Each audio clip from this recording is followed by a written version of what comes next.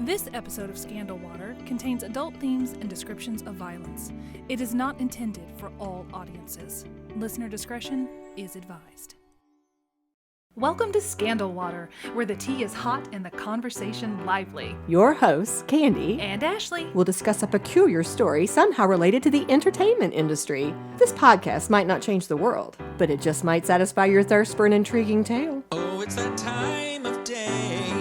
Tune in and hear what the ladies say.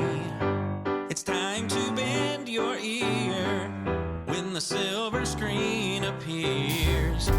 Stories about the stage and screen and everything in between. So come on and join the fun. The curtain opens in 3, 2, 1. Hi, Ashley. Hello, Candy. It's fun to record and to see your face a different way. Normally, we're across the table from each other. Today, I know. We're doing it via Zoom, so that's fun. Mm-hmm. What's also fun is the topic we're going to talk about today. I know, and it gets to be a surprise this time. I'm excited. Yeah, we don't get to do that very often, but this one is a surprise, and I'm pumped about it because this one has been on my back burner, and Ashley's as well, I know, for something like 14 months. Do you know what it is? No. Okay, guys, just a reminder, our theme for October, we wanted to do something in the theme of the month, but, not necessarily straight out scary. So our theme is pulling back the curtains, which means that we're just kind of going behind the scenes of different stories that could be mysterious, could be a little creepy. And this is a callback to a very popular episode from June of last year. The Jaws? Yes. Do you remember what we were going to come back to? You had said you were going to come back and do something called like After the Bite? Yes, I think we will call this Afterbite. And Afterbite. My friend Christine gave me this book, which I believe I've shown you guys before. It's Behind the Horror, True Stories That Inspired Horror Movies. No, I don't think you have, or at least I don't remember it. I did pull some information from this book when we were talking about the monologue scene that Quint gives that's, related to the USS Indianapolis. Okay, I also pulled some great information when we were talking about how Quint's character, the shark hunter type persona, was based on a man named Frank Mundus. Well, this book also had a fascinating story about the shark attacks of 1916 that actually inspired the plot of Jaws. Now, Peter Benchley, to be fair, he came back in an interview with New Yorker in 2001, I believe, and he said, no, it didn't. No, it didn't inspire my book. But every single source I saw said that it definitely inspired the movie, if not the book. And a lot of the authors would lay out all the parallels between this particular story and what occurs in the book and movie, and they're like, yeah, it did. I wonder why he didn't want to admit that it did. What does it matter? I'm not sure, but I did want to honor that he did say, I want to make sure that I mention that. But this is fascinating. It's a little disturbing, but it's so interesting and it's historical. Okay. So that's what we're talking about today. We're going to be pulling back the curtain and we're going to talk about the Jersey Shore shark attacks of 1916.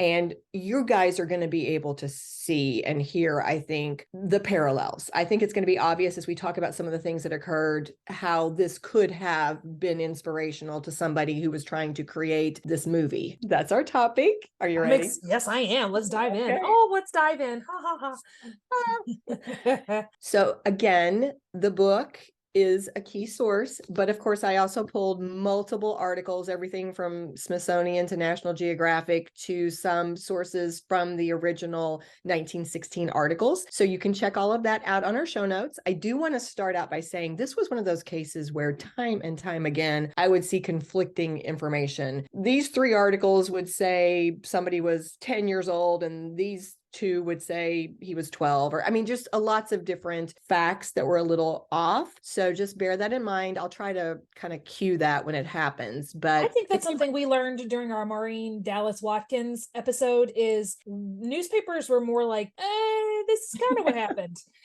Then this is really what happened. Right. And who after what? Almost 100 years, who even knows now? Right. Well, the story actually starts with a man named Charles Vansant, who everybody called Van because of his last name. He was 25 years old, tall, dark, and handsome, well-educated. His dad was a Philadelphia businessman. So Van came from, this good family, well-to-do family. And after he graduated from college at the University of Pennsylvania, he took a job at a brokerage firm. So he was doing well for himself too. But on this particular weekend, which was the July 4th weekend, Van and his family decided they were going to celebrate by going to a beach resort. Now, this was something I found fascinating, Ashley. Like, have you ever stopped to think about, that idea of a beach holiday, when that started? No. When did it start? Well, I just thought it was forever. I was like this. Everybody's just always wanted to go to the beach. I found out at the time that this time frame that we're talking about, around 1916, it was actually kind of a relatively new thing to go to the beach or to stay at the beach for a beach holiday, if you will, because I guess a long time ago, people were either afraid of the ocean or it was just kind of this natural occurrence. And then for a while, it became the place where you would go if you were trying to heal from some kind of a sickness,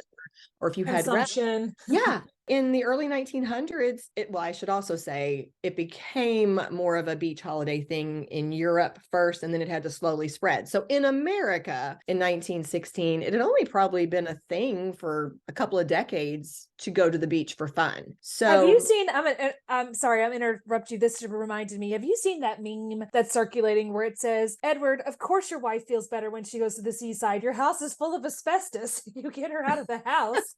And the Edwardian Victorian times, she goes to the seaside and she gets better. It's like it's full of mercury and asbestos, mesothelioma. Like, you might be entitled to compensation, Edward. So it's just very funny. Yeah, funny, not funny. Funny, not funny, yeah. Yeah. But anyway, so they are going to the beach for the 4th of July holiday. They are staying at a nice resort that is actually called Beach Haven, and it's a popular resort island off the New Jersey shore. It's actually Saturday, July 1st, 1916, that Van and his family take an express train to go to Beach Haven. And when they get there around 5 o'clock, Van decides he's got time before dinner. He would like to go get in the ocean. And so his sister Louise goes along with him, and they stop along the boardwalk, go into a bathhouse where Van can change into a swimsuit, and they go on down to the beach area. Now, somewhere along the way, it sounded like it was when they were actually on the beach itself, a little Chesapeake Bay retriever started following Van. And Van loved having this little dog with him. Everybody, who saw them said that he was playing with the dog. And then when he went into the water, he was playing with the dog at the shoreline. And as he would swim out farther, he was calling to the dog, trying to get it to follow him. So it was really kind of a thing that he was playing with this dog. As he goes deeper into the ocean, at some point, Van is about chest deep. And it was about that time that a few people who are on the shoreline see a dark object gliding under the water near him and a black fin. And they start yelling at these few people to try to warn him. But the people who are witnessing this seem to believe, he was very into playing with the dog. He was calling to the dog. He didn't seem to understand the warning. Other people thought that Van wasn't actually calling to the dog. Like after a while, like he might have actually been calling for help, and people thought he was still playing with the dog at that point. Yeah. But regardless, at some point, everybody agreed Van let out this really piercing scream. And he started frantically swimming toward the shore. But when he was about 50 yards away, he began to shriek and thrash around wildly. And then they saw this big pool of blood spread around him, this red water around him. So the lifeguard was a man named Alexander Ott, who actually happened to be a member of the American Olympic swim team. And so he plunged into the water to go after and try to save this man. And he started pulling Van out by his upper body. But when he got to, a place where the water was only about waist deep, there was no lower body. Well, no, the shark was still attached to his leg. I know. So 2 local men, John Everton and Sheridan Taylor, they jumped in to help Alexander pull Van's body. And this shark is still hanging on to him until the shark's belly reaches the sand. When it gets shallow enough, it hits the sand. And that's finally what made it release its grip, and it swam away. But the men who pulled him ashore could tell his injuries were really, really catastrophic. serious. Yeah, it was bad. According to the book, quote, Charles Vansant's left thigh had been stripped to the bone, and there was another large laceration on his right. And he was also, of course, bleeding really heavily. Oh, yeah. Yeah. So the lifeguard used a bathing suit to make a tourniquet to try to control the blood loss. And they took Van into this Ingleside hotel, the nearest hotel. And doctors there, of course, I think they like laid him across maybe a reception desk or something, and they were working to save his life. Now, another conflicting point. Some sources said that his father was one of the doctors working on Van, but the book had said, he was a businessman. So not sure. Regardless, there were a couple of doctors working together and they couldn't save him. Poor baby. What happened to the dog? The dog was okay. Okay, good. Yeah, the dog was okay. But Charles Vansant bled to death. He passed away before 7 p.m. that night. And according to the book, it was the first recorded fatality by shark attack in the history of the eastern United States. Wow. Yeah. By the way, I'm going to pause for a second. I should have said this at the top, but I'll go ahead and tell our listeners, because you might be interested. I have a few pictures I'm going to show because we are doing this via Zoom. Those of you listening, through podcasts, it's all audio. Great. But if you want to go to our YouTube site, Scandal Water Podcast, our YouTube channel, and watch this, you'll see us as we're talking to each other, and you'll also see the pictures when I show them partway through. So they're going to get to see my horrified expression, Candy. That's what I'm noticing. Like, oh dear, I look horrified. And I wish I could say it's going to get better, but it is not. No, you did this to me all through September too. Sorry. I'm sorry. It's okay. But 14 months later, I mean, we needed to. You got to follow up. Yeah. Well, despite this tragedy, the beaches remained open. Robert Engel, who owned the Ingleside Hotel, did put up a net about 300 feet from the shoreline, but most of the other nearby beaches didn't do anything. So 5 days later, on July 6th, it was another really hot day. I don't think I've said that. This happened to be like a heat wave time of year for them back in 1916 in this area around, Philadelphia and New Jersey. So that was another thing that was driving people to the beach. The water. Yeah. In addition to the fact that it was the 4th of July weekend and it was like, holiday weekend, let's go to the beach. It was swelteringly hot. So lots of people were going for that reason as well. So on July 6th, another hot day, 2 men who worked at the Hotel Essex and Sussex, which is 45 miles north of Beach Haven, where Van had been attacked. And so these 2 men we're talking about here were 27-year-old Charles Bruder, who worked as a bellhop, and his friend Henry Nolan, who was an elevator operator. It's their lunch break. They're going to go take a quick dip. This will be fun. They walk outside, 2 guys. They see all the pretty ladies swimming in the crowded area that's reserved for the hotel guests. And Henry made a joke about joining them.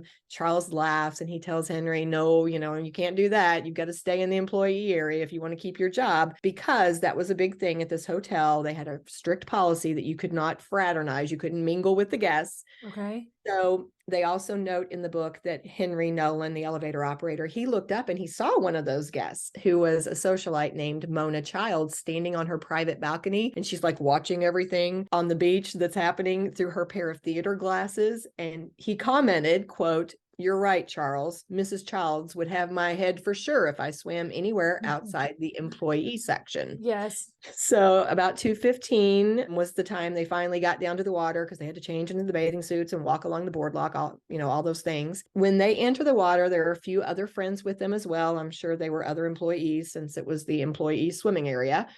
But most of the friends, they didn't last long because it was really pretty cold in the water and there was a strong breeze blowing. So everybody else, in his group got out, but Charles stayed. He was a really strong swimmer, very athletic, very fit. He didn't mind the cold. So he decided he was going to actually swim out a little further. And he even went past the lifelines a little bit. No.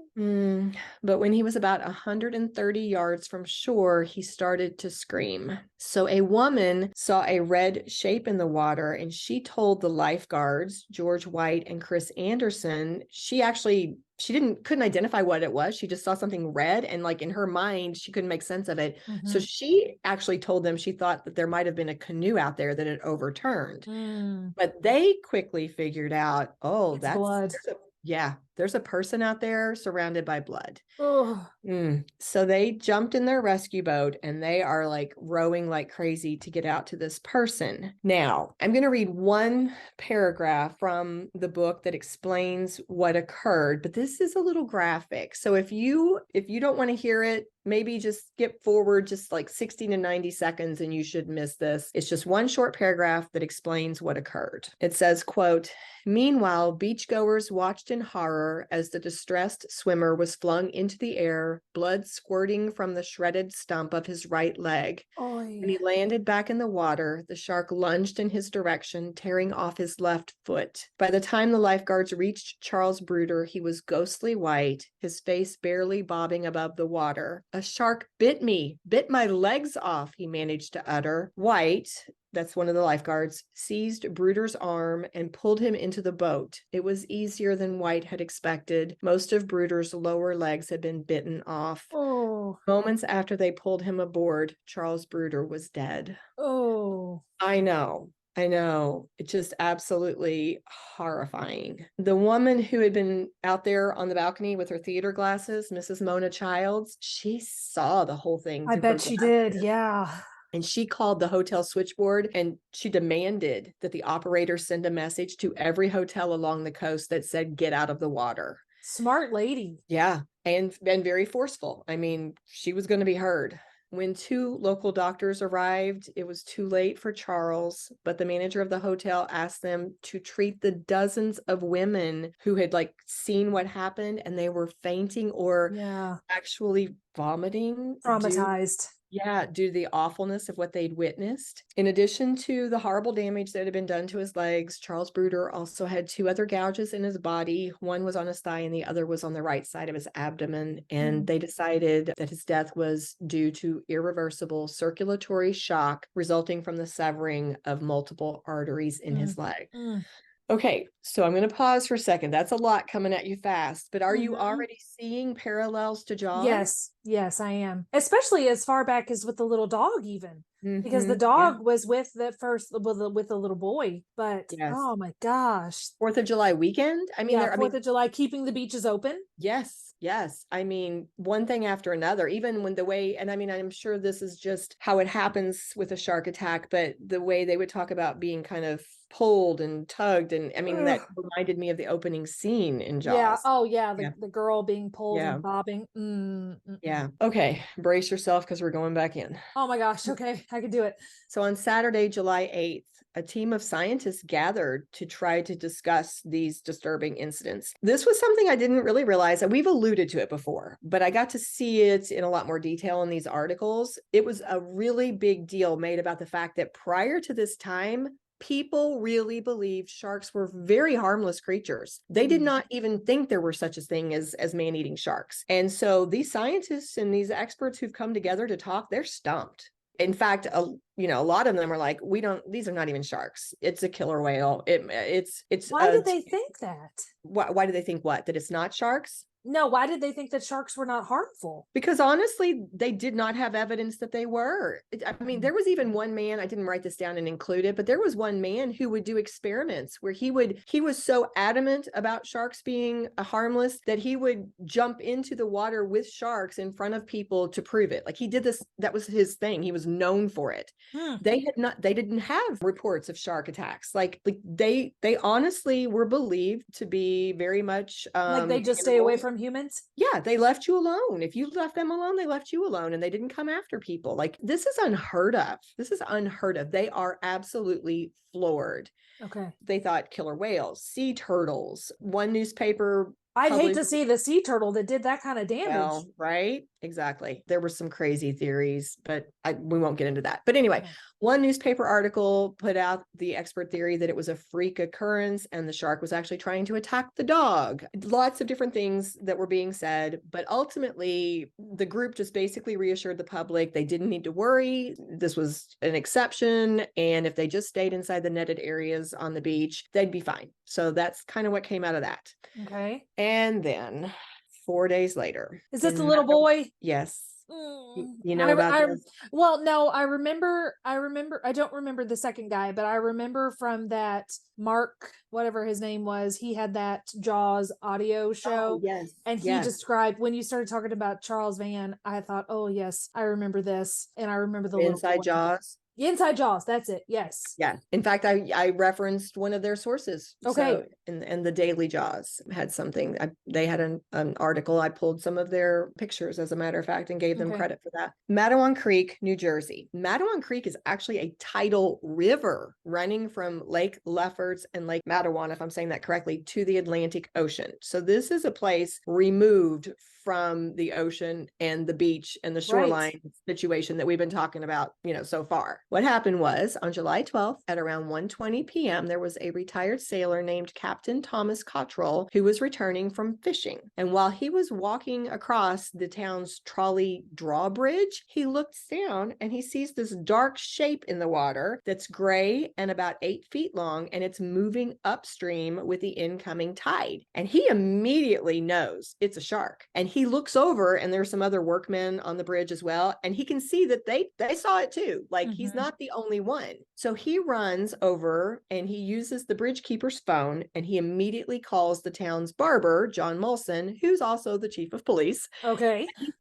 And he's telling them there's a shark. There's a shark in our water, in our creek. And they're laughing at him. Like, literally, the people in the barber's office and the chief of police are like, you've got to be kidding. Like, they think this has to be the biggest joke. Because it's in a river. Why would it be here? Like, there's like a lot of fresh water. It is very far removed from the nearest bay, the mouth of the nearest bay. But he's really concerned. He truly believes what he's seen. So he finds a motorboat and he heads towards town, and he is got a mission. He's going to be telling all the swimmers, anybody he passes along the way, get out of the water, there's a shark. But he also wants to get into town to start telling people there too. Because he's probably heard about what just happened, right? And, they didn't actually say that, but that's a good inference because it was very sensational. Like, these shark attacks were big news. But when he reached town, of course, people are still laughing at him. Nobody is believing him. That's another thing. In addition to the freshwater aspect and how far it is from, the mouth of the nearest bay, it's a really shallow creek. Like, they don't even feel like that a shark could function in this narrow creek. So that was so far inland. They definitely are just kind of laughing him off. Meanwhile,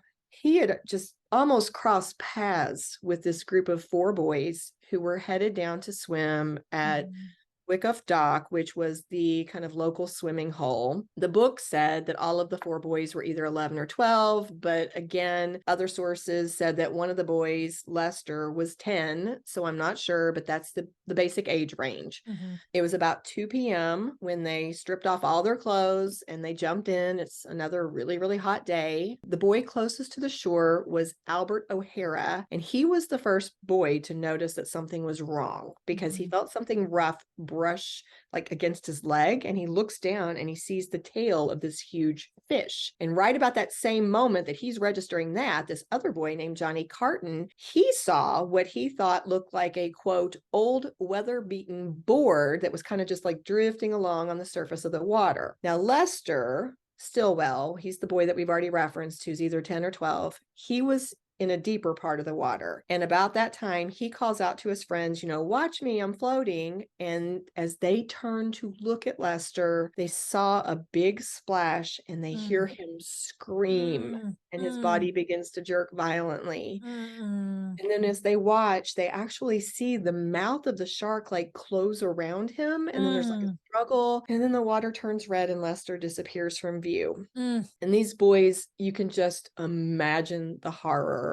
They don't even put on their clothes. They run screaming for help, naked, into town, just terror-stricken, yelling, "Shark, shark, a shark's got Lester." It turns out Lester also had epilepsy, and one of the townspeople who's hearing the boys screaming is a 24-year-old man named Watson Fisher, who goes by Stanley. So everybody calls him Stanley. And he and his girlfriend are in his shop Some people said he was a tailor. Some sources said that he had a dry cleaning shop, but something to do with clothing. They're there together, and he's concerned because he knows Lester Stillwell, and he knows that he has this medical condition. Yeah. And the girlfriend reminds him that Captain Cottrell had just been kind of going around telling everybody there was a shark. That seemed crazy, but still, now it's kind of in his mind. According to the book, it seems like he's thinking it's more likely that Lester had a fit. That he had a fit.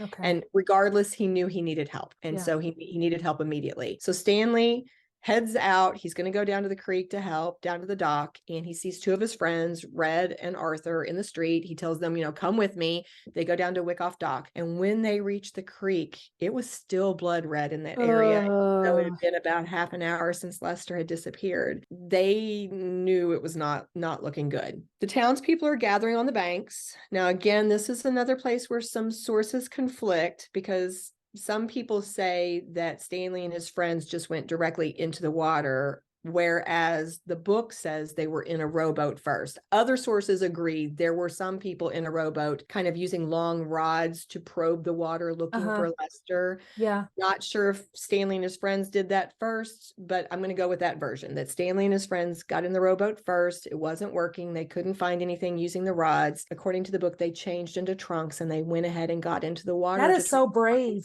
It is. It really is. And I have to believe that they probably were still thinking it might not be a shark. I don't know. But regardless, it was very brave. But not long after they were in the water, Arthur felt something rough scrape against his stomach. And when he looked down, he saw that he was bleeding. There was some blood from it. Around this time, the men are ready to give up. And in fact, it said in the book that Red and Arthur, like they're leaving the water. They are ready to get out. And Stanley starts to join them. But then he looks over, and on the bank, he sees Lester's parents as part of the crowd watching, and they're devastated, and he knows they want their son's body found, because by this time everybody realizes they're recovering a body. They know that they're not going to find him alive. He decides he'll go back into the water and keep looking for Lester's body because of the parents being there. So he dives under again to try to find him, and he actually did. He actually found Lester's body caught on what seemed to be like a dark log, and he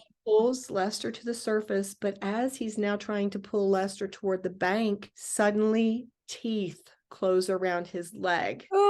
And so Stanley lets go of Lester's body, and he's screaming, "He got me. The sharks got me." The accounts say that Stanley fought so hard. They said that he was kicking and he was punching, and he is in this terrible fight with a shark. Twice he's pulled under the water. A deputy sheriff tried to help. He was beating at the shark with an oar from the rowboat, I'm assuming.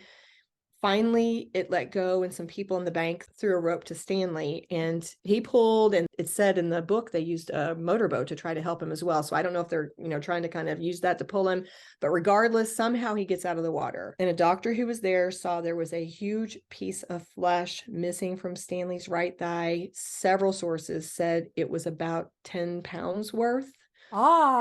Yeah, it was a huge wound, and of course he's bleeding profusely. Does Stanley die too? Yes. Oh. Yeah. Well, so the doctor tied a tourniquet, around his leg to try to stop the blood loss, but the doctor felt that Stanley's condition was so serious that he would not be able to survive a bumpy car ride. So the decision was made to wait for a train to take him to the hospital. And I'm kind of jumping ahead in the timeline to finish out Stanley's story. But ultimately what happened was that the train didn't come for a little while. And then, it might have been 5 o'clock-ish before the train got him, 5:30 before he's at the hospital and taken into the operating room. But they were not able to save him. He died around 6:35 p.m. according to the book. And they had a quote from the surgeon who was in the room who said that Stanley's last words were, "Doc, I found the boy on the bottom. I got Lester away from the shark. Anyhow, I did my duty." Oh, I know. Isn't that just absolutely heartbreaking? But going back into the timeline, while Stanley was still alive on the bank fighting for his life, Captain Cottrell got back in his boat, and he continued his mission to try to warn other swimmers to get out of the water. And that's going to lead us to the last attack that occurred on this day. But before we do that, why don't I pause for a moment, show you a few pictures, and then we can take a break before we come back to finish the story. Yeah, I need a break. This is heartbreaking. It really is, isn't it? So these pictures are a little blown up on my laptop, but I think you can see pretty well. This is Charles Vansant. He was, remember, 25 years old when he passed, and he was the first victim. And then the second victim, Charles Bruder, who worked at the hotel. I could not find a picture of him. This is his gravesite. This was really disturbing as well. Apparently, I guess they didn't have a photo, but I think it's a sign of the times, 1916. What I saw repeatedly was where they had made a drawing of him, and it was in all the newspapers. But what they drew was him in his swimsuit with his legs missing. No. Yes. So I was not going to include that. No. But this is in honor of Charles Bruder, who was the second victim. And then this is the creek. Can you, imagine, this is what Matawan Creek looks like. Yeah. You can see why you would not picture a shark attack being. No. So that's where the little boy and Stanley were. Lester and Stanley. I don't know if this is the exact site of Wyckoff Dock. Yeah. But that's what it looked like. Yeah, this is the creek. And was it the same shark? Yes. That is nuts to me. That is just nuts. I mean, he had to have been. Why was he so hungry? I don't know. Like, okay. And why would he do it? Because no one had ever heard of anything like this. It was craziness. Sweet Stanley. This is Lester, and there's Stanley. And then before we go to break, I think this is the last picture I'll show you. This was helpful to me. Basically, this shark just moved up traveling. Yeah, it just keeps traveling north. It just moved on up and on into wild. Isn't that crazy? Absolutely crazy. We're going to stop there. I have a few more pictures I'll show you at the end after we've made it all the way through the story, but I think it's time to take our break.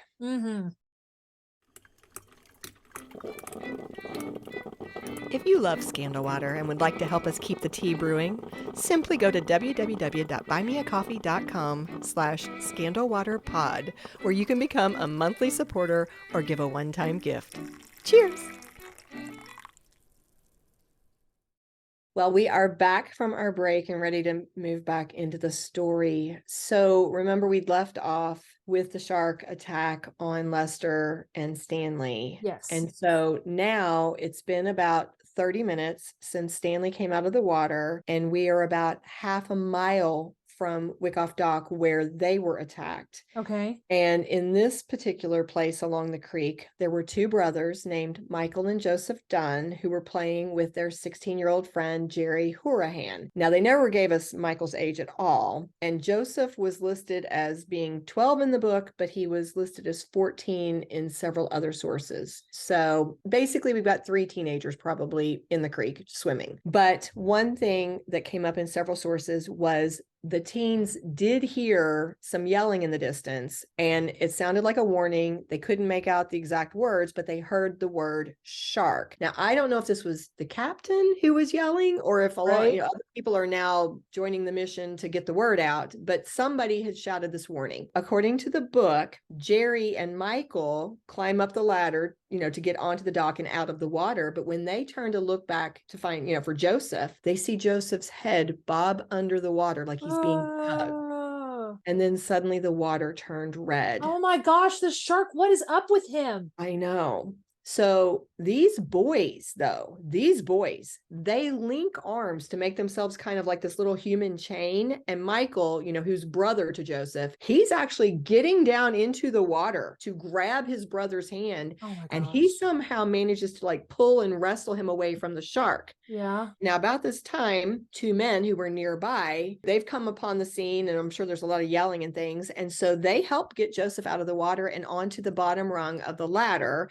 And then Captain Cottrell does appear in his motorboat, and they put the brothers in the boat with him so that he could take them back towards Wyckoff Dock to get help. Yeah. And when they get to that dock, a doctor examines Joseph and decided that he was not as badly hurt as Stanley and that he could be transported in a car. So when Joseph arrived at the hospital, which was about 20 miles away, a reporter asked him about what is it like to be bitten by a shark. And Joseph is quoted as saying, "I was about 10 feet from the dock ladder when I looked down and saw something dark. Suddenly I felt a tug like a big pair of scissors pulling at my leg and bringing me under. I felt as if my leg had gone. I believe it would have swallowed me." To piggyback on that quote, two sources said that Joseph's leg, he told people his leg had actually kind of almost gone down into the shark's mouth. Ooh. So I think that's why he said it was like he would have swallowed me. Yeah. He had severe lacerations on his calves. He had cuts in his ankle bones, deep incisions, I think was the word they called it. But he survived. I'm wondering if he survived because that shark was so tired from fighting Stanley that he was worn out. Who knows? But there's and his brother pulling him out, Yeah. Oh yeah. I mean, but the Matawan Borough has a website, and on it they had a little article about the incident. And according to that source, it said Joseph spent 59 days in the hospital, and he would have purple scars on his legs and ankles for his entire life. But he was able to walk and he was able to enjoy a full life. That is wonderful. Yeah. Lester's body was finally recovered. It surfaced and was recovered on July 14th. And I'm not even going to describe what his body looked like. It was awful. Like basically that shark had partially eaten him. The book noted that his face was the only thing that was untouched. Yeah. So in terms of the response, you can just imagine how sensational this was. I mean, it was just beyond, I don't even know what the word would be for how horrific and upsetting this was to everybody. And even more so to the people who witnessed things firsthand or friends and family members of these poor victims. But it caused basically a panic.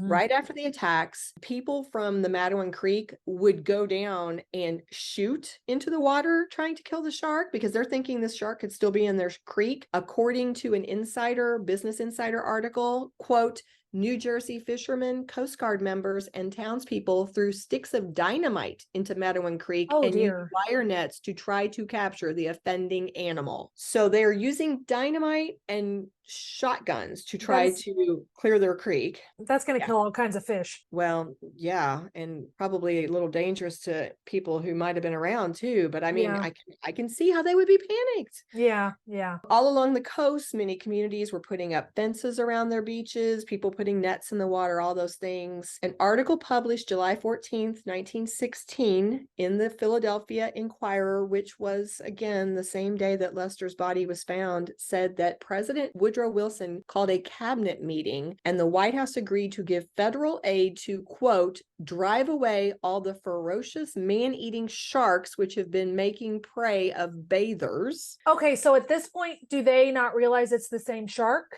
I don't know that they think it's the same shark. I do believe there's question, is it the same one? Is it this new phenomenon of all these sharks that are doing this? Right. Some people are still saying it's not a shark at all. So, well, the very next day, July 15th of 1916, the Philadelphia Evening Ledger reported after the shark incident was discussed the previous day at the cabinet meeting in Washington, the same one that we just referenced, that it was decided a ship would be dispatched to cooperate with the Coast Guard and, quote, active warfare against sharks instituted.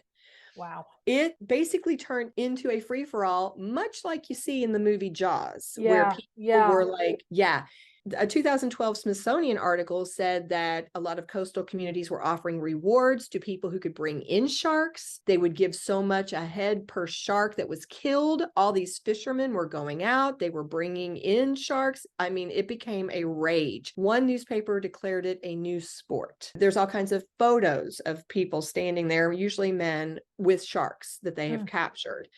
There was a huge increase in recreational fishing for sharks. There were fishing tournaments. All these things are going on. But according to that same Smithsonian article, finally there was a white shark, a great white shark that was caught nearby. And according to all the newspapers of the time, they believed that this was the shark because they said that they cut it open and they found body parts of two of the victims from Matawan Creek. And so this article said the shark itself was put on display in somebody's shop in New York, and this is their words, and yielded a nice dividend of money for the owner who charged so much per head to see it.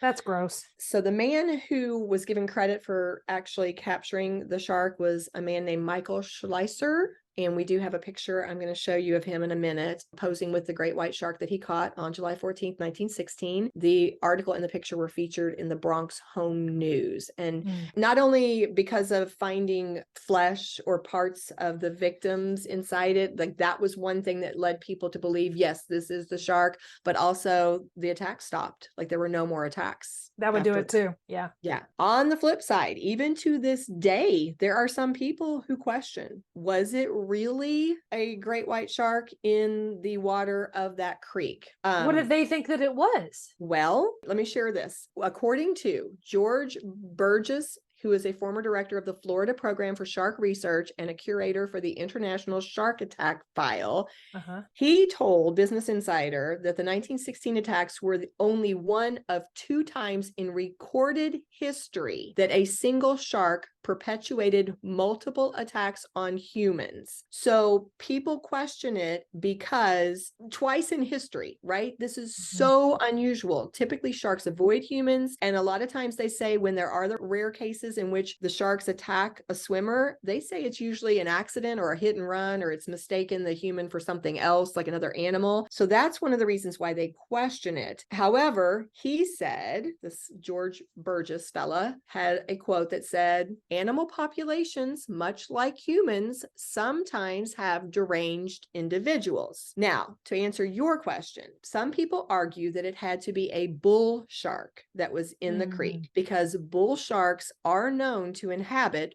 fresh but brackish waters, whereas great whites don't normally, but that same expert, George Burgess, he says the evidence does point to a young great white. I saw where it gave an explanation of what that program, that Florida Program for Shark Research, what it does. And they do a lot of research and investigation. They sounded like they knew their stuff.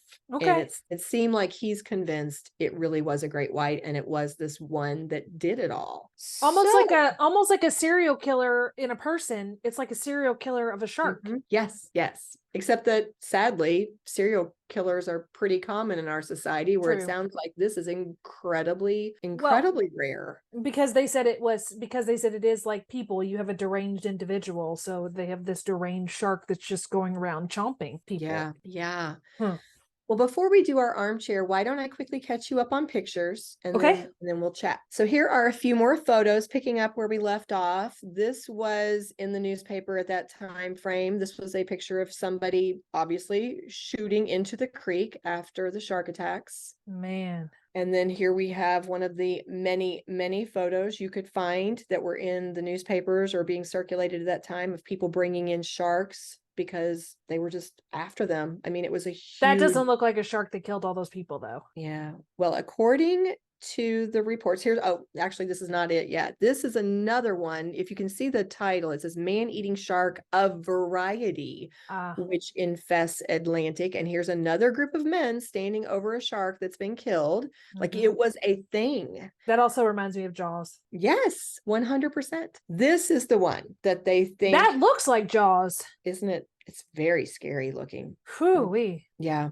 And it's very grainy, I know, but that's the man, Michael Schleicher, that they think actually caught him. They think that's another picture of that same shark. That's it. That's who they believe did it all. Wow, he doesn't look as big as I thought he was going to. Yeah. Well, it did say a young great white. That it was, yeah, an adolescent. Some thought it might be. This is Stanley's grave. And you can see that he's still regarded as a hero after all this time. In fact, I saw that it's not like I don't think they try to sensationalize it. I think it's kind of an honoring thing that community will sometimes commemorate, the anniversary of those attacks. And it's more from that angle of honoring these people who were lost, and Stanley for what he did to try to save Lester. I like that they have his picture right there. And reportedly his grave is close to Lester's. It's almost like he's kind of still watching over him. Yeah, watching over him, looking out for him. And they did put up a little memorial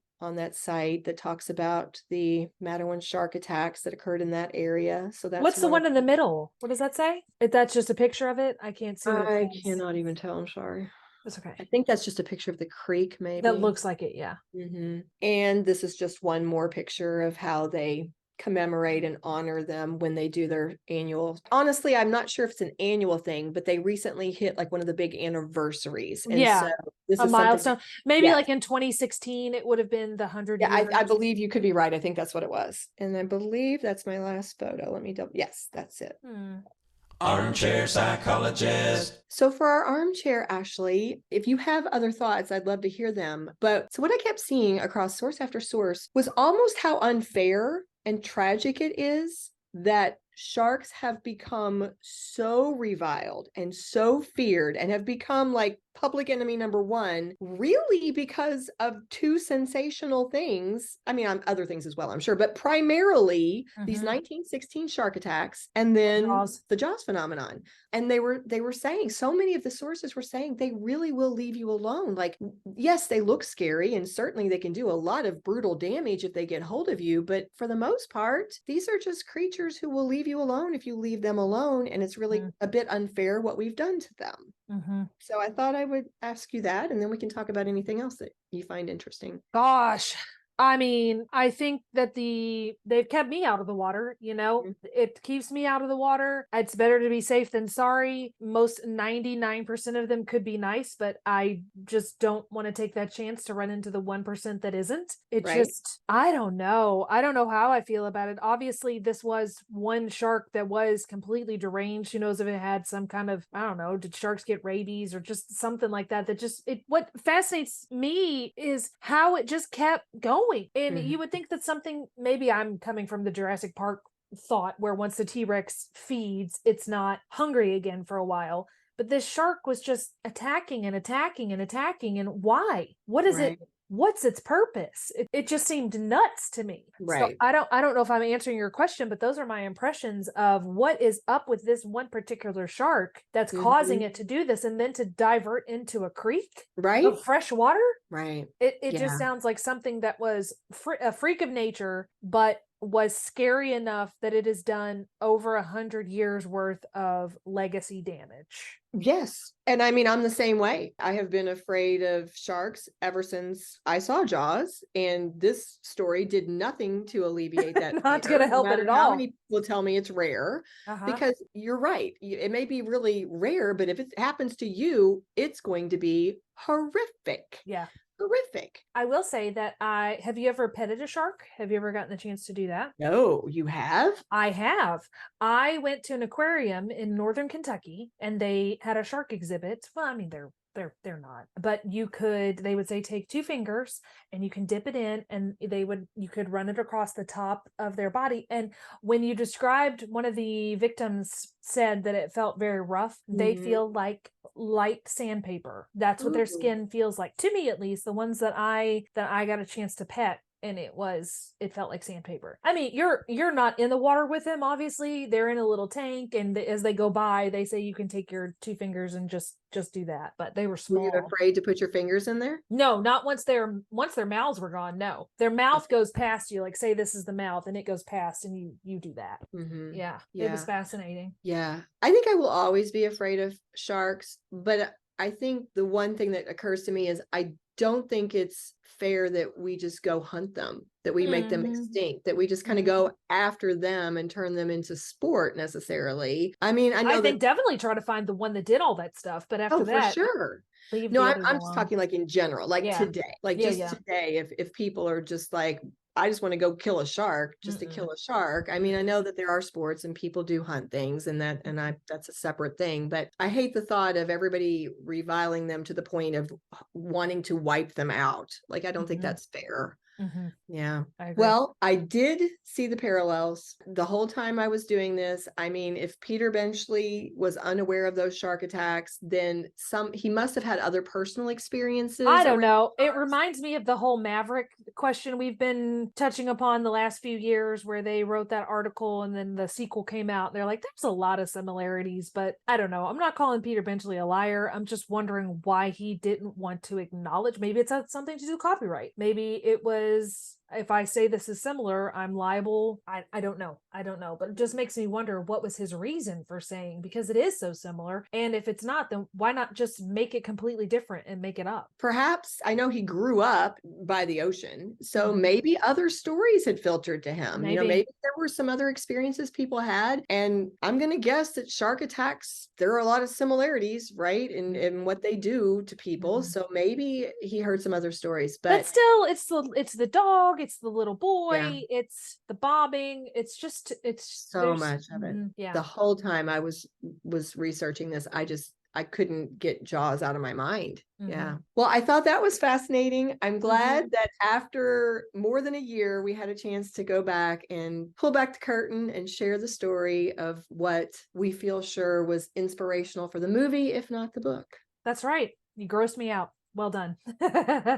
I would like to say a cheers to, I feel so sorry for the victims, and they were so valiant, but I have to say a cheers to the people who risked their lives to jump in and help. Yeah. When viewing and seeing something so terrifying, to go ahead and jump in there and to run toward danger. Yes. Cheers to those people. Absolutely. Cheers to them.